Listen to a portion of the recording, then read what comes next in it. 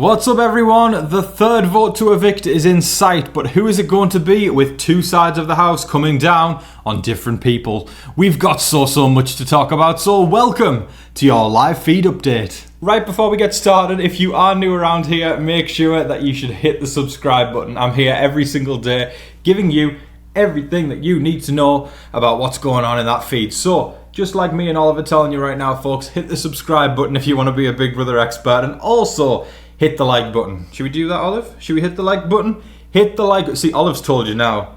She said hit the like button. So there's two things there, folks. Subscribe, like. Should we say it together, Olive? Let's get to the update.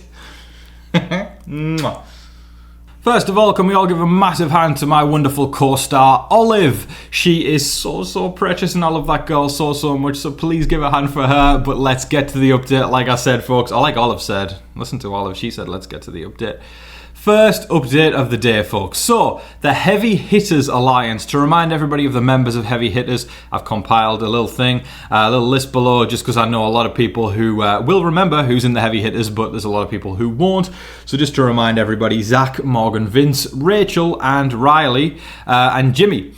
Rachel and Riley sounded weird there, but it doesn't sound weird anymore because the Heavy Hitters reformed last night and Riley is kind of being kicked out unbeknownst to him.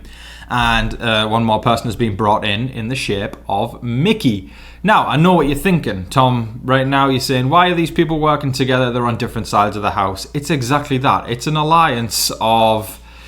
Let's call it an alliance of convenience. That's the best way I would put it. You've got Zach and Vince on one side, then Morgan, Rachel, Mickey and Jimmy on the other side. Nobody trusts each other. You've got the 4 there from one side of the house and 2 from the other. They don't trust each other. So when they come together and do that whole bravado thing of the heavy hitters and all that kind of stuff, it's kind of all for nothing.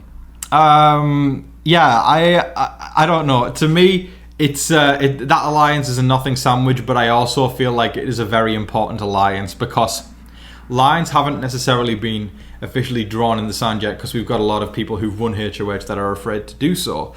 So it makes sense why an alliance like that is still kicking. But even on face value there, Riley being out and Mickey being in, definitely says something about Mickey's social game and Riley's social game. One being negative and one being incredibly positive. Now, while it is almost a given, a final 3 has been solidified between Vince, Zach and Lauren. Those 3, of course, have been in the HOH room probably more than anybody this week. Lauren kind of does what Zach or Vince tells her to do, or not even tells her to do because it's not really a strong arm situation where they're saying, you must do this and this is how. She just looks to them for what she should do, if that makes sense. Like if Vince or Zach even suggested something, Lauren would probably follow it. But again, like I've talked about all week, Lauren is a very malleable player who can be molded into the direction that you would like her to, and that's exactly why the girls on the other side were able to get her to not put Ashley on the block and put Adrian on the block instead. But yes, it comes as no surprise to anybody that that final 3 of Vince, Zach and Lauren has officially been solidified. Speaking of Vince, Zach and Lauren in the head of household room, a conversation around Ashley was brought up by Vince. We have talked about so far this season how Ashley is not a very good roommate and isn't very considerate of other people, the way she talks to people, the way she views how she's above people because she's a lawyer. And Morgan is, you're a effing model and bartender. How dare you talk down to me? Yeah, she's a real charmer, folks, and Vince basically was talking about how, is Princess Oliver... Come on, do you want to come up, Princess? No? You're not? She's maybe a bit camera shy now, but maybe she just wanted to... that was... What's it called when people come on the stage at the end for the... I forget the name of it. Encore, is that what it is? Is it an encore when they come back? That's what Oliver was there for right now. But in terms of what Vince was saying about Ashley... Basically, it was late at night and he was talking about the fact that laundry had opened up and he was like, yes, I can finally get some laundry done. And he was venting to Zach and Lauren about how Ashley walked in right when he was about to do his laundry and she goes, oh my God, is it laundry time? Is it laundry time? Just wait there. I've got some stuff that I want to do. So then she goes down, grabs her clothes, throws them in the laundry, and then basically Vince has to wait another 42 minutes until he can get his laundry done. It was 3:30 a.m. and he was very annoyed about the fact that Ashley didn't even say, hey, do you mind if I go first? Or, hey, I'm going to call dibs on this after you. she just went and grabbed her stuff, went in front of Vince and threw her clothes in. Time and time again, I don't know what it would take if people haven't realised this by now, but she is so freaking entitled. I'm not saying she's the devil, I'm not saying she's the worst person on earth, but by God, she sounds like a horrible roommate. I'm not going to harp on it too much, but again, these people are going to struggle to give Ashley a jury vote if she makes it to the end, because she's proven time and time again that she really only thinks about one person in the room, and I'll give you all a hint. It's not anybody else around her. Living in his world of delusion, Keanu continues to wander around the house and dog on Rachel. He is really not a fan of Rachel. And I know a lot of you guys aren't a fan of Rachel either, but if Keanu spent half the time focusing on his own game rather than Rachel's, maybe he could actually start to establish himself as a player. He is so fixated on Rachel Riley, it is unbelievable. He is saying how he's walking around the house saying that Rachel doesn't understand the game. He's walking around the house saying that he's Rachel's only ally. We know that's not true. Morgan's got Rachel's back. Ashley's got Rachel's back. Mickey's got Rachel's back. Ava's got Rachel's back. I can't even list that many people on one finger of who have Keanu's back. The only person who's got his back is himself. And even some days I'm wondering if he's got his own back because of how weird and delusional the man is. Now with the BB Blockbuster, it's become a staple of the week where we look at the voting scenarios and who will be going home, depending on who wins each Blockbuster arena. And I've seen the cries in the comment section for a certain someone to do an update segment. So today, I've got a special guest for you all doing the vote scenarios. So if we please welcome in my wonderful partner and moderator, Sam. So folks, for the votes. I didn't say you could do my accent. So, that's better. That's a lot better. There we go. As a reminder of who's on the block, we've got Kelly, we've got Will, and we've got Adrian. So, let's talk about vote scenarios. If we have Kelly and Adrian, Kelly's going home. If we've got Kelly and Will, Kelly's going home. So, long story short, if Kelly doesn't win the Blockbuster, she's going home. She's screwed. However, if she does win the Blockbuster, that'll make for a bit of a more interesting night for us, and then it'll be more entertaining. So if the scenario is Adrian versus Will, it's probably going to be Adrian, but we're not 100% sure yet. So I think it would make for more entertaining television if Kelly won the Blockbuster. Didn't Sam do well, folks? Can we all give a massive hand to Sam? I know that Sam was feeling a little nervous for that one, but you should have seen me. I was looking on the side. Hi, Rockers. Wow, we've got a lot of special guests today. I was looking on the side with pride. Didn't Sam do amazing? Let's give a hand. Okay. But yeah, pretty much what Sam said is correct. If Kelly is on the block on Thursday night, it's very likely that she will be evicted. Not only from the Big Brother house, but also from La La Land, because she is on another realm of existence when she is playing this game. But yeah, like Sam said, if she's not on the block, definitely going to make for a more interesting night if it's Adrian versus Will. I do believe that Will would stay, again, testament to his social game. He might be moping around and he might be thinking of quitting, but people still like Will. He's doing something right there, which should also wake him the hell up and say, no, snap out of it. You've got a good social game. Use it. Don't just let it walk out the door.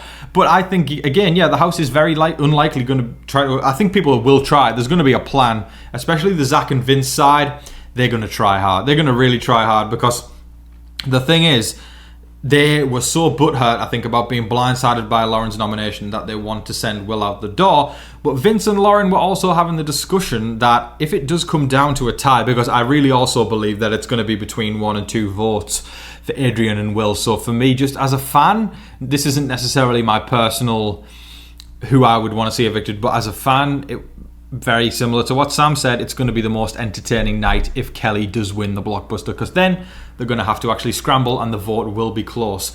Lauren will have to draw a line in the sand if it comes down to a tie vote, and she is absolutely terrified of doing that. Anything that involves accountability or establishing herself as a player, Lauren is allergic to.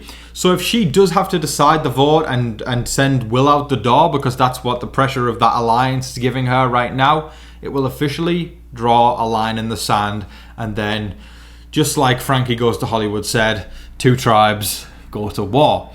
But this is where I think the kicker is, because if she does actually draw the line in the sand there, because Lauren has shown with the veto, she didn't listen to what her alliance wanted. So we could have Rachel, Morgan and Mickey going into her ear and then trying to persuade her to kick Adrian out, and then that kind of draws her over to the other side. But I just don't see that happening. I think she's too much in Vince and Zach's pocket that she won't do that. But they were also talking about the fact that if she does have to draw a line in the sand here and evict Will, it would have felt pointless putting Will up, because the damage that would have happened if she had put Ashley up on the block would have been the exact same as having to cast the tie vote, because Lauren's biggest goal this week was to not piss anyone off and to not actually take a side. She just was trying to scoop by with pissing off as least people as possible. That's literally been the MO of Lauren's head of household. So if she had to put a line in the sand and solely vote to evict Will, then she's kind of gone the long way around of doing the same thing, of having drawn the line in the sand by putting Ashley up. So at this point, it would kind of just have seemed like she might as well have put a big target up just to sole vote them out the door, and that would have made a much more successful HOH. So I think reality's kicking in that Lauren's HOH has been kind of a flop. If you've been following my updates, you will know that me, as somebody who analyses the game every single day of the season, I have been very, very high on Mickey as a player. Now, while she is on one side of the house and the other side is looking a little more dominant, I still have a lot of my stock in Mickey. I have absolutely no doubts that she can figure a way out to get to the end. She is what I would call a seasoned player. And that's crazy because she's only been in there for 3 weeks.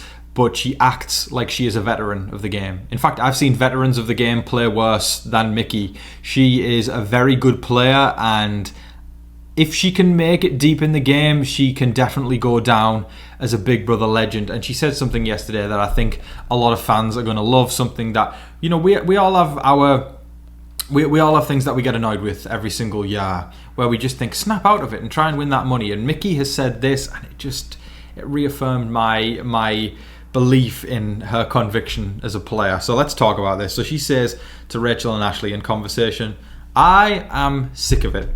Everybody is fake as... Everybody is playing this weird ass game. If you don't like somebody, don't like them. It's very simple. Everybody is playing these sympathy effing cards, trying to get sympathy votes for every little thing. That, my friends, is a player. That's somebody who has realised, okay, yep, emotions can get in the game, but emotions aren't everything in the game. Because in this day and age of Big Brother, everyone's so afraid to step on each other's toes and they don't want to upset anybody. And I want to get through my head of household without upsetting anybody as possible. I'm not going to use my head of household to better my game. I'm going to use it to make sure that nobody is annoyed at me. Anybody ever heard of passive aggression? That goes hand in hand with those kind of head of household reigns, because that's what I don't get. People say, you know, oh, they're just trying to not piss anyone off. If you are head of household, you are going to piss somebody off. You have to make nominees. You have to make 3 nominees now, not 2. So enough with that bullshit of not pissing anybody off. It's a game. People are going to get butthurt. But if you want to make it further in the game, you signed up for this. You signed up for a social game, and Mickey is so right. Stop with the sympathy. Stop trying to not step on people's toes. We're here to win $750,000, and let me tell you folks, Mickey knows that. If you are a Big Brother superfan, you will know that Rachel Riley is synonymous with one iconic line that was said in one of her previous seasons. She said, floaters, grab a life vest. She is not a fan of floaters, but Keanu is insinuating that she is one. I want to make it clear right now, folks. Rachel Riley cannot float. She cannot float. There are so many players in Big Brother that if they return, they cannot float. They can try to, all they want to. But Rachel can't float because she ain't a float. She's an oil rig in the middle of the ocean that's... The lights are shining and there's a lot of work going on there and the waves are splashing up against the oil rig. She ain't floating. It's Rachel Riley. It's like if you brought Dr. Will back. He can't float. And floating is a legitimate strategy. I feel like Keanu is viewing it as a dirty strategy trying to pin it on Rachel, because he's never got anything good to say about her, even though Rachel, I feel like, has tried and extended the olive branch a bunch of times, but it's not necessarily a massive olive branch, but he keeps fixating on Rachel, and even just as a commentator right now, taking my feelings out of it, because I don't like the way Keanu talks to people, but I have enjoyed the chaotic energy he's brought to the game. But as somebody who analyzes the game, this isn't somebody with longevity. The longer you spend fixating and dying on the hill about somebody, it means that you're not focusing on your own game. You're obsessing over somebody else's. And the key to Big Brother is not trying to control what you can't, but trying to control what you can. Because if you can get a solid grip on what you can do, that grip can extend, and then you can get a hold on more and more as more people are sent out the door. But focusing on something that you can't and completely fixating on Rachel Riley of all people, it's not really going to get you anywhere. And everybody knows Rachel's a threat, but she's actually managing the threat level and being able to integrate herself with the group incredibly well. But floating, there are floaters in that house, but Rachel Riley is not one of them. She's not playing as out there as she usually does, but again, I truly feel like it's impossible for her to float. Maybe if she was mixed in with a bunch of other big players, say if she was in there with Dr. Will and Danielle Reyes and Janelle, and I'm thinking of people from more all-stars from previous years like Angela and Tucker. If she was in with a cast of dominant personalities, maybe she could then float. But even then, it's still Rachel Riley. Those two words, float and Rachel Riley, or three words, Rachel Riley and float, I just don't think go together. She's playing a more low-key game and she's playing more subtly. But when you've got a name as big as Rachel, it's almost impossible to float. That is all of your live feed updates for today, folks. I thoroughly hope you all enjoyed watching. Once again, can we get a hand for Olive? And can we get a hand for the wonderful Sam? I promised you all yesterday that there would be a mail day segment today. Y'all have really came through with these postcards and letters. I'm so excited to share with you all the latest ones that have came through, and we're going to read them out right now. So first up, let's take a look at this one, folks. Look at that. What a beautiful picture. This is let's have a look. It says the Little Lake School circa 1948 there. And this is from the wonderful Rebecca. Rebecca says, "Hi Tom, thanks for the BB YouTube updates. Here is a postcard of the old Little Lake School in Hemet, California." I hope I pronounced it. Is it Hemet? Yeah, Hemet, I'm going to say. Or Hemet? I'm going to say Hemet. That's what my gut's saying. Tell me if I'm wrong.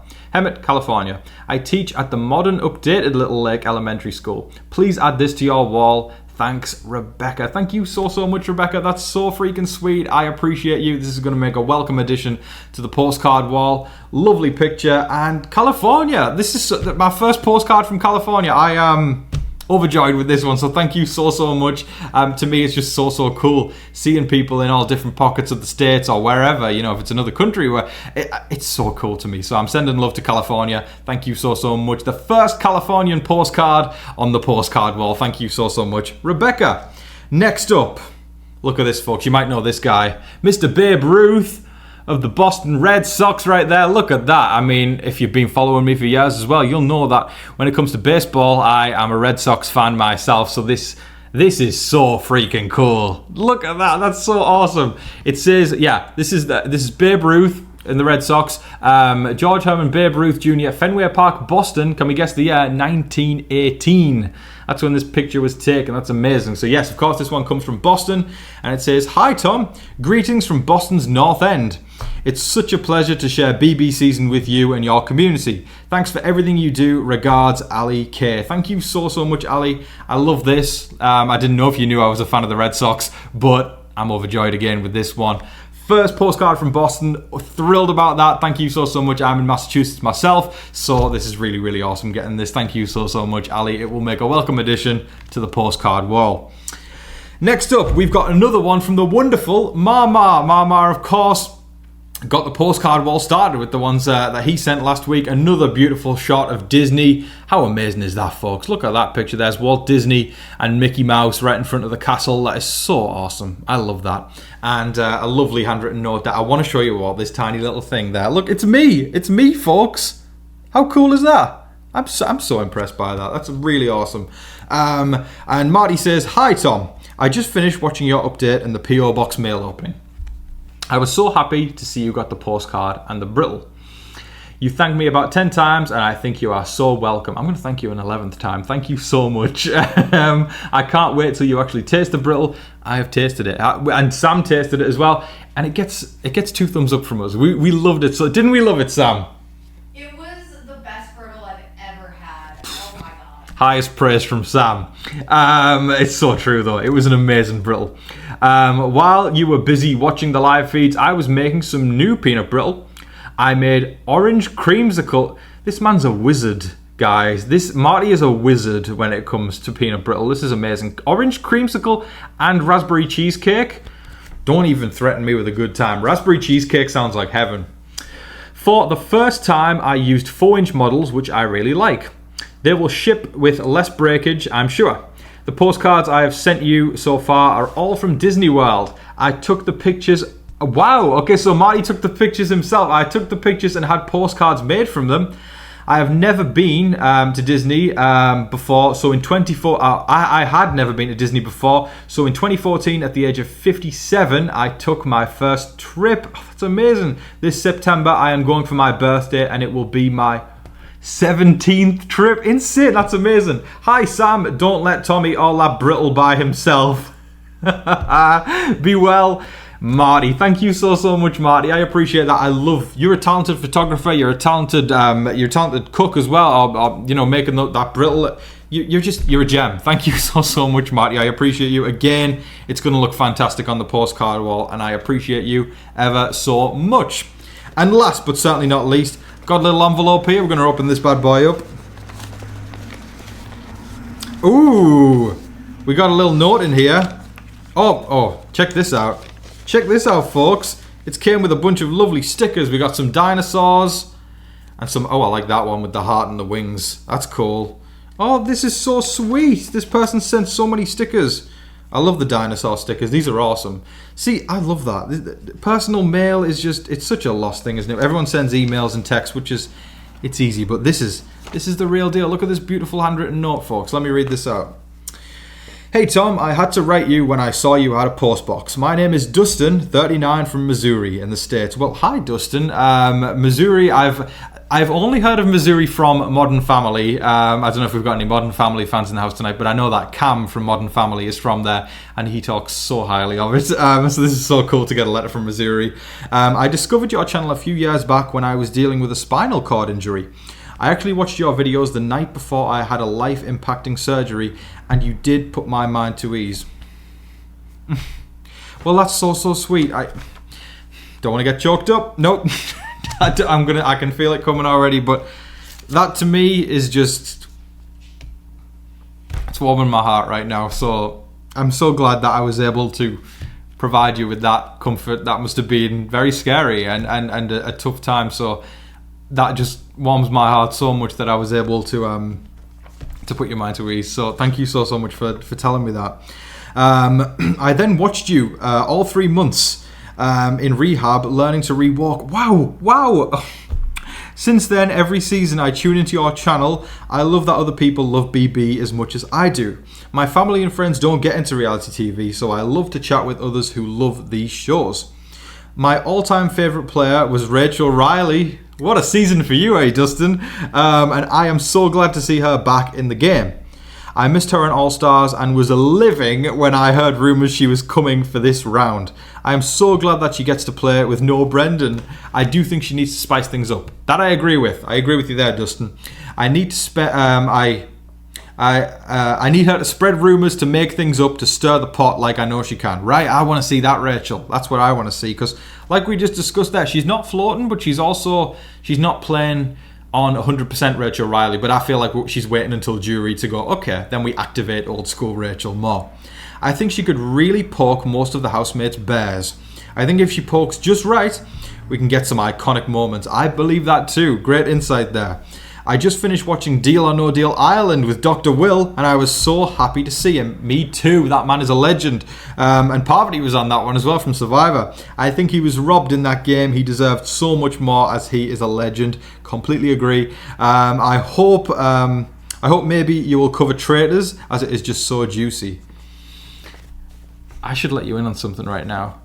I do plan on covering the next season of The Traitors. Hey, I'm revealing that because you sent me this, but thank you so much. I appreciate the letter. We got a little bit more there. Well, Tom, I will not keep you. You are a busy man. I hope that this reaches you and Sam happy and healthy. May you have much joy and smile. Sincerely, Dust. Thank you so much, Dustin. That is so sweet. You've just again warmed my heart.